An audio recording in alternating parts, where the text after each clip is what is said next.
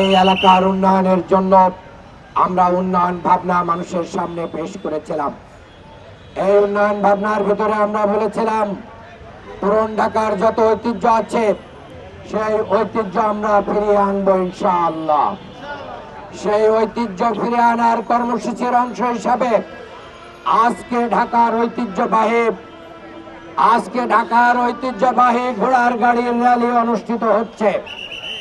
এই র্যালির মাধ্যম দিয়ে পুরান ঢাকাবাসীকে আমরা এটা বলতে চাই, আমাদের পূর্বপুরুষেরা যে ঐতিহ্য রক্ষা করেছিল, ঐতিহ্য এনেছিল, আমরা নির্বাচিত হলে সকল ঐতিহ্য রক্ষা করা হবে ইনশাআল্লাহ।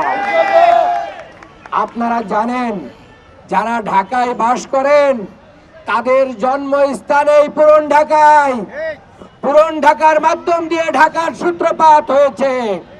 কাজেই আগামী দিনে পুরান ঢাকার উন্নয়ন ছাড়া ঢাকার উন্নয়ন হতে পারে না।